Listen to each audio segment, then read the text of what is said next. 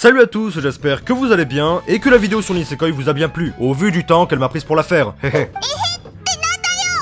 Enfin bon, aujourd'hui, on va parler un peu d'action. Fini les tranches de vie, car dans cette vidéo, on va aborder le cas de Hari Fureta, ou aussi dit Hari Fureta Shokugyo de Sekai Saikyo. Ouais, fils du soleil levant, ouais. On m'avait beaucoup déconseillé la série, parce que apparemment pas ouf, et avec beaucoup de ecchi. Mais comme j'adore regarder les trucs qu'on me déconseille, je me suis mis dedans. Et du coup, aujourd'hui, j'aborde le cas complet de l'œuvre, dans le schéma habituel. Bref, je déteste les longues intros, donc je lance l'intro sans plus tarder.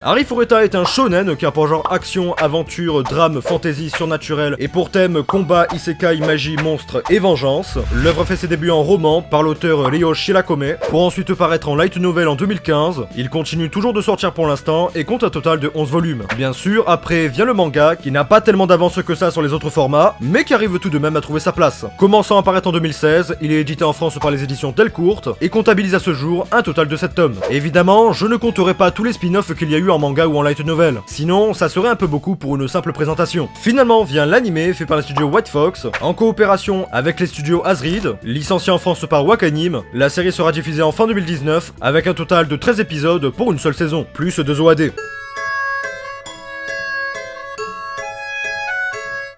Hari Fureta nous fera suivre le vécu de Hajime Nagumo, un jeune lycéen tout à fait banal, même un peu trop. En classe, il se laisse clairement marcher sur les pieds, et sort un peu du lot. Enfin oui, il se fait victimiser quoi. Mais ça, c'est parce qu'il a les bonnes faveurs des idoles de la classe, alias les meufs les plus bonnes de l'école. Mais d'un coup, oui c'est toujours d'un coup, lui et sa classe se retrouvent transportés dans un monde fantastique. Ils ont été invoqués par l'archiévêque qui les considère comme des héros qui auront la capacité de sauver leur monde. Scénario assez classique jusque là, je vous l'accorde. La seule chose que j'ai oublié de dire, c'est comme dans tout monde fantastique se doit, toute la classe est héritée de statistiques et de pouvoirs assez hors normes, même leurs profs. Tous, sauf Hajime, qui a des stats assez basses et un simple pouvoir de transmutation, ce qui est en général utilisé dans les métiers comme la forge ou chez les artisans. En gros, il a la même valeur qu'un putain de simple PNJ. Malgré tout, ça reste quelqu'un de réfléchi et apprend très rapidement les mécaniques de ce monde et comment ça marche, sans pour autant devenir cheaté, car il se fait toujours victimiser même dans le nouveau monde.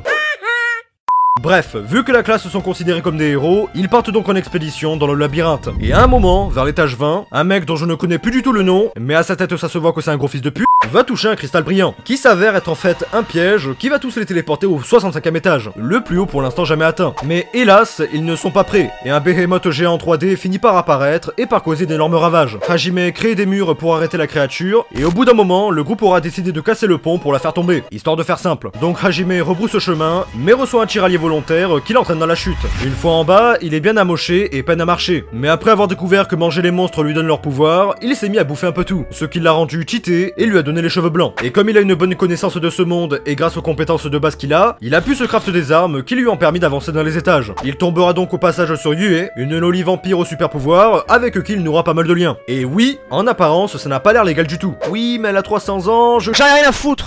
Et il rencontrera également Shia, une lapine bonasse qui est un peu bébête et qui n'attire pas du tout Hajime. C'est avec toute son équipe et son nouveau stuff et compétences qu'il parviendra à avancer dans le labyrinthe, pour trouver un moyen de rentrer chez lui. Et ça sera d'ailleurs son seul objectif. Donc on le suivra lui et ses compagnons atteindre différents étages et battre différents ennemis, avec une petite touche de romance, de combat et de gros ecchi sa mère. Mais ça restera kiffant malgré tout. Je suis sûr que beaucoup d'entre vous ont plein d'a priori sur cet animé. C'est pour ça que je vous recommande de rester pendant l'analyse, car vous serez vraiment surpris. Et moi, ça me fait du watch time.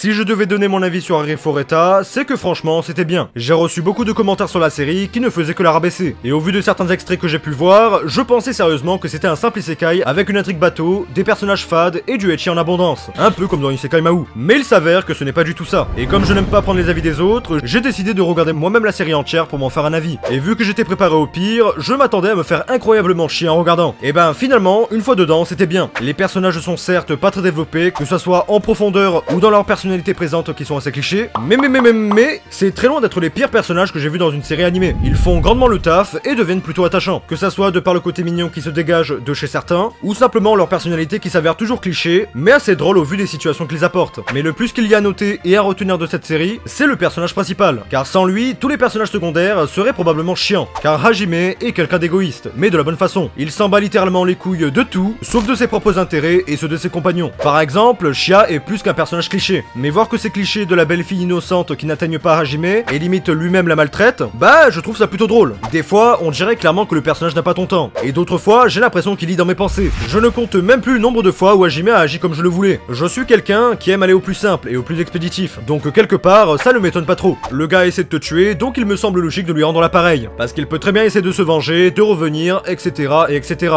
Et ce, peu importe les beaux discours, car ça quel plaisir de le voir tuer ses ennemis, alors que les autres bons samaritains essayent de le dissuader de le faire. Avec lui au moins, on est sûr de ne pas voir deux fois le même ennemi, car il s'assure toujours de ne leur laisser aucune chance de refaire surface. Et ça, je kiffe. De plus, il n'a pas de si grandes ambitions que ça. Il veut simplement rentrer chez lui, et tous ceux qui l'en empêcheront seront ses ennemis. Et ses ennemis, il les bute. Aussi simple que ça. Les moments le mettant en scène dans certains combats sont vraiment bien. Et j'ai eu en effet quelques frissons. La CGI me fait un peu regretter l'action qu'on perd un peu, mais honnêtement, on finit par s'y habituer. Je préfère voir des monstres en 3D plutôt que l'animé entier quoi. En plus, ça leur a permis de se focus sur les réels temps d'animation sur lesquels il fallait vraiment bosser. En fait, pour faire plus court, je pense qu'il y a deux façons de regarder cette série. La première, ça serait en tant que critique. Et si vous regardez l'intégralité de l'animé avec un œil critique et fin, vous ne profiterez alors de rien. L'œuvre n'est pas là pour être ultra originale. Et ça se voit au vu des codes qu'elle utilise. C'est sûr et certain que si vous faites ça, vous devrez remarquer 5 défauts à la seconde. Et c'est clairement pas le mieux. Mais il reste la deuxième façon, celle en tant que simple spectateur qui veut passer un bon temps. Il en va sans dire que le ecchi présent est très remarquable. C'est vraiment impossible de passer outre. Pour autant, si on s'arrête à ce genre de choses, on n'ira jamais bien loin. Donc personnellement, je l'ai juste défini comme étant une composante naturelle de la série. Et ainsi, je n'ai pas trop eu de problème sur les autres scènes. Donc finalement, la série est bien. J'ai vraiment kiffé l'intégralité des 13 épisodes. Je reconnais qu'elle est tout sauf parfaite,